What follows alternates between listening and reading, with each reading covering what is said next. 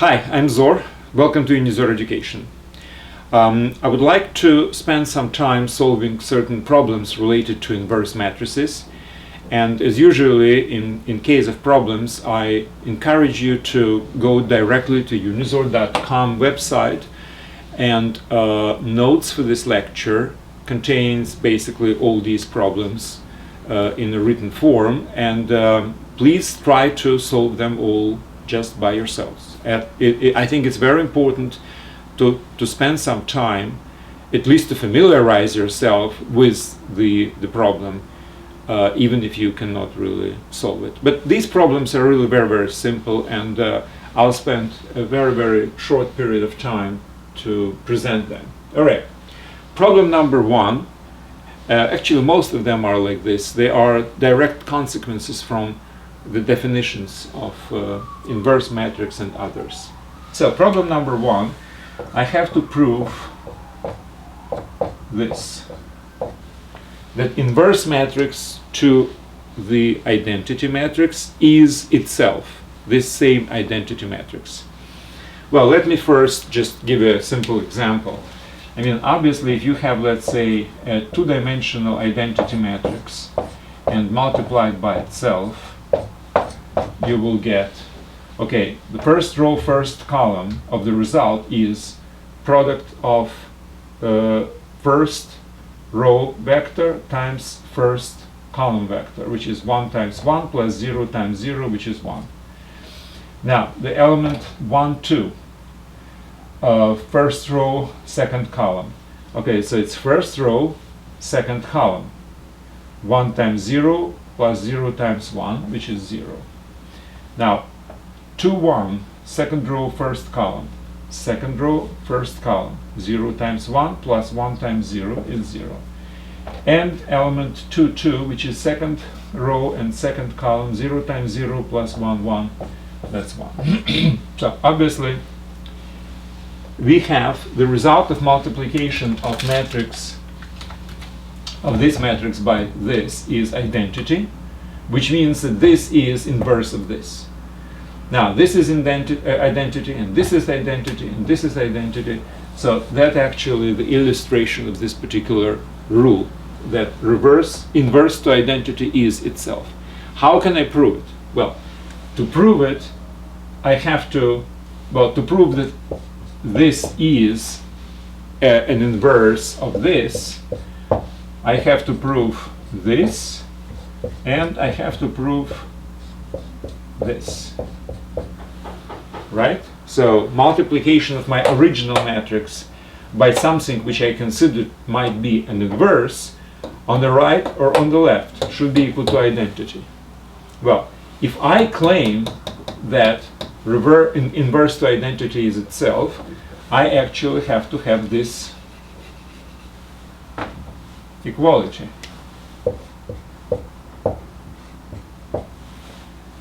And this.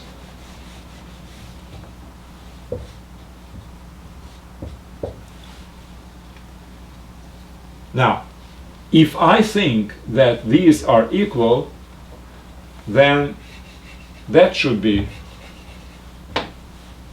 equal.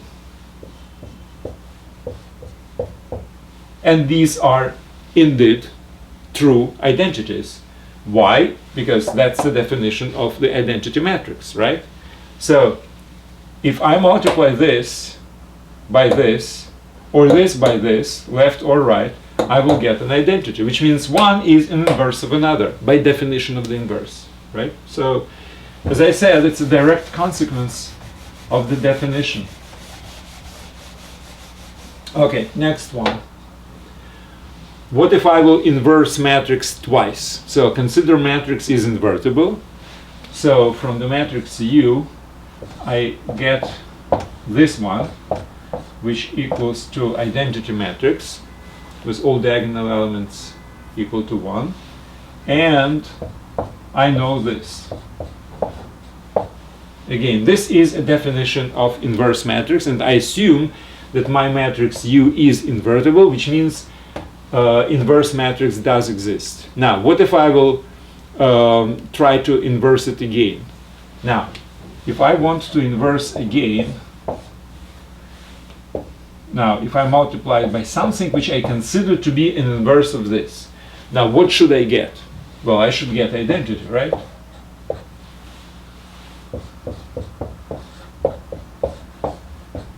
That's the properties, that's the definition. I don't need these parentheses. That's the definition of the inverse matrix. But look at this. This is exactly what I'm looking for. If instead of A, I will substitute U, I will get this. I know that U and U and U to the minus 1 are that this is inverse of this, which means these are true identities which are given to me. So that means that A and U are exactly the same if you compare these two. And if you compare these two, you will see that A and U are exactly the same again. So this inverse matrix to the inverse matrix is actually the original matrix itself. And again, it's a direct consequence from the definition. Well, you see that these are really kind of trivial things, but it's, you know, interesting to discuss. These are true statements. Now, the third one is not really a direct consequence of the definition, and it's actually quite interesting. If you have a product of two matrices and you would like to inverse it, and let's consider that these matrices are invertible by themselves, each of them, then it's equal to multiplication of their inverse, but in inverse order. So to inverse the product, you have to inverse each component, but multiply it in the reverse order. Again, how can I prove that this is x times y inverse? Well, I have to multiply this by x times y and check if it's equal to identity matrix, right? So let's multiply xy by this one, and let's see what it's equal to. If it's equal to 1, I mean if it's equal to identity, sorry, and multiply on another side, on the left, it's also equals to identity, then this is the proof that this is inverse of this. So let's just check. All right, so I multiply on the right. Now, multiplication of the matrices, as you know, is associative. We already passed this in the lecture dedicated to how to multiply matrices. So the associativity is a true property of the matrix multiplication, not commutatively, right? So associative but not commutative. But we don't need commutativeness here. We need only associative law. By associative law, I can just open the parentheses and put parentheses in any way how I want it. So I wanted to do it this way: x times y minus 1 times x minus 1. That's what it is. Now, by definition of the y to the minus 1, this is by definition an inverse matrix to y, which means their product is identity. Now, identity being multiplied by x gives me x, and x times x to the minus 1, again by definition of the inverse matrix, is equal to identity. Now, if I will do in a reverse order, y minus 1, x minus 1, xy is equal to, again, I will open the parenthesis and I will put it in this way. Now this is identity, multiply by anything gives me anything, and then this is identity as well. So no matter how I multiply this, on the left or on the right of the x times y, I will give identity, which means that this is x times y inversed, right? So this is really a little bit less trivial, and it looks interesting. Now, what's also interesting is this.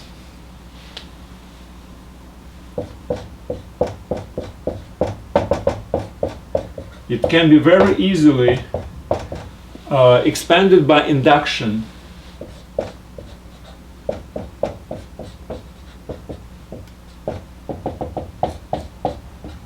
to a product of n matrices, assuming again that each matrix has exactly the same dimension square matrix n times n, and each matrix is invertible. Then this is a true statement. To invert the product, you have to invert each component and multiply the results in the reverse order. Now this can be proven by induction. It's absolutely trivial, so I'm not going to stop on it. I do suggest you, by the way, yourself to do this particular small exercise. It will take you another maybe couple of minutes. Now, certain matrices are difficult to invert. Well, with two-dimensional matrix, in the previous lecture, I actually explicitly built the inverse matrix. Now, in case of three-dimensional and more dimensionalities, it's a little bit more difficult. However, there are certain matrices which are very easy to invert regardless of dimensionality, and these are diagonal matrices. So diagonal matrices is the matrices with only diagonal elements not equal to 0. Everything else is equal to 0. So d1, d2, and d3 are not equal to 0. And everything else, now this has coordinates 1, 1, first row, first column, second row, second column, third row, third column, or 4, 5, etc. To invert that matrix is very easy.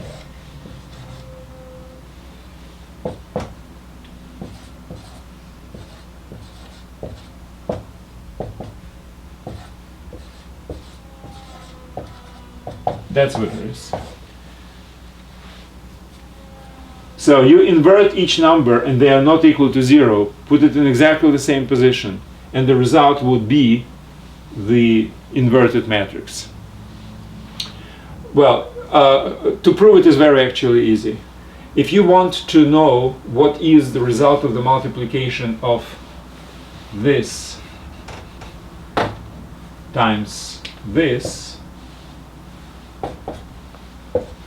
now let's think about the matrix which is the result. Well, it's a 3 by 3 matrix, obviously.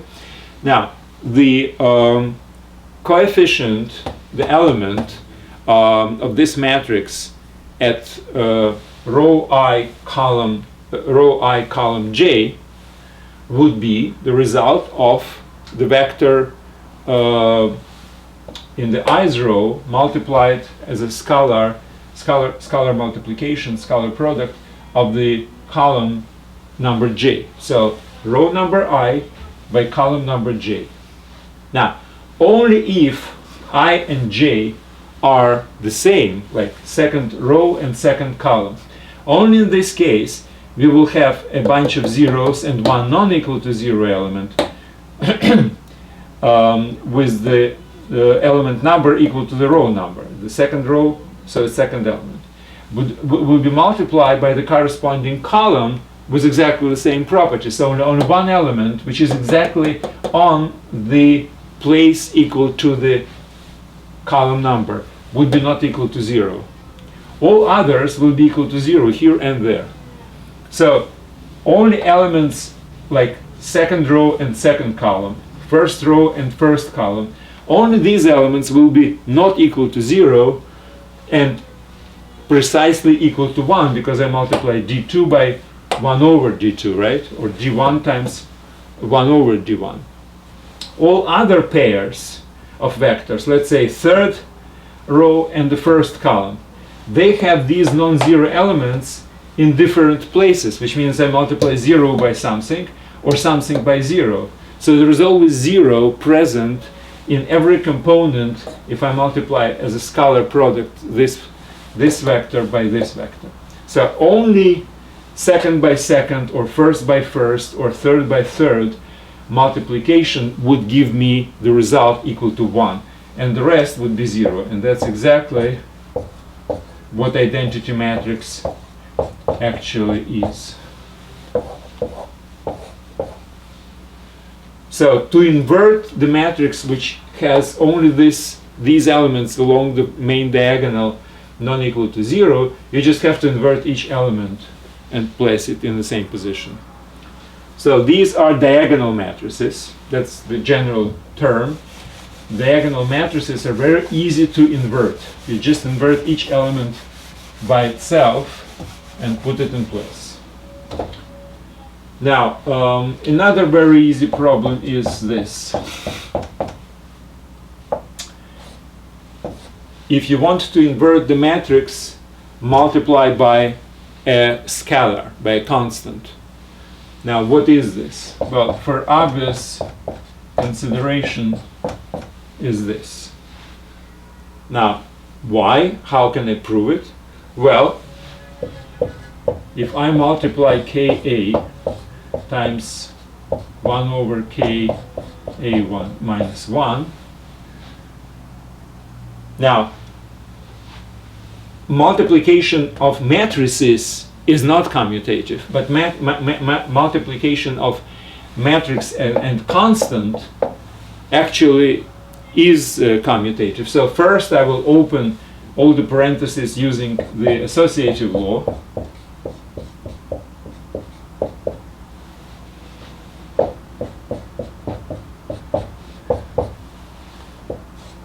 I put the parentheses here, then I invert them,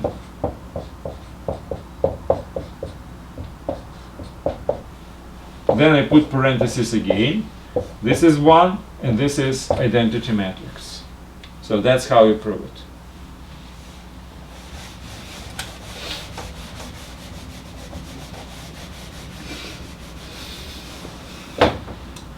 And the last problem which I wanted to present you is this one.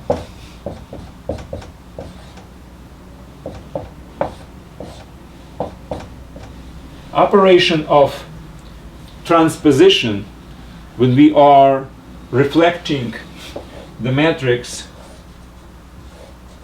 around the main diagonal. So main diagonal stays the same, but all other elements are changing the places. So if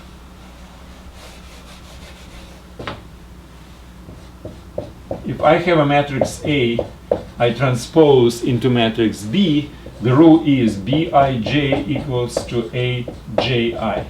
Row and columns are changing places, right? So we were talking about matrix transposition when we were talking about the basic operations with matrices.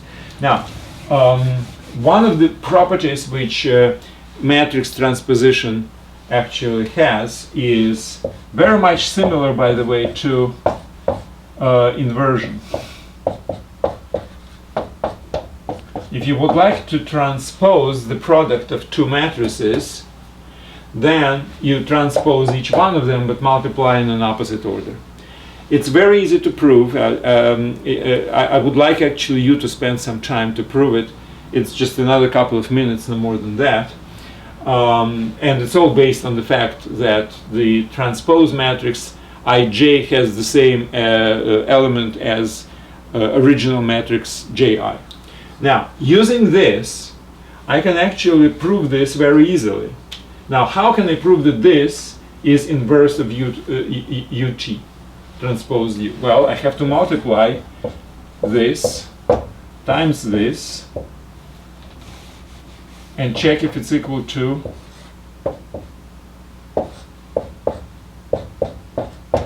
identity. Same thing on both sides. Well, but let's think about it. Now, u transposed times something else transposed, according to this, it's equal to original this, and transposed. Now, but this is identity because u minus 1 is an inverse of u. Now, transposition of identity matrix is the same identity matrix, right? Because it's symmetrical. You have all zeros above the main diagonal and all zeros below main diagonal, and main diagonal stays in place, right? So if it has only ones on the main diagonal and all zeros around it, then transposition will give you exactly the same thing. Now, if I do it on another side,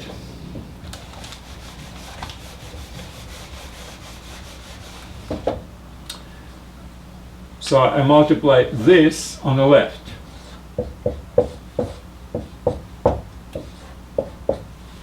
On this. Same thing. I will use exactly the same property. It's transposition of this times transposition of that. So I will use reverse order and then transpose. And again, this is identity matrix, and transpose will give you identity matrix. Well, that's it. Well, let me finish this particular lecture with, again, referring you to Unizor.com, where I would suggest you to go through notes for this particular lecture again. All these problems are there, and just try to do it yourself. I mean, after you have listened to this lecture, you should have absolutely no problems to do it yourself. And if you will be on that site registered, then you can go through the whole educational process with your supervisor or parent. They can enroll, unenroll you in certain topics. You can take exams. You can take as many times these exams as you want, and basically present the results to your supervisor or a parent. I do suggest you to get engaged in this educational process. It's very, very interesting and important for development. Well, that's it. Thank you very much, and good luck.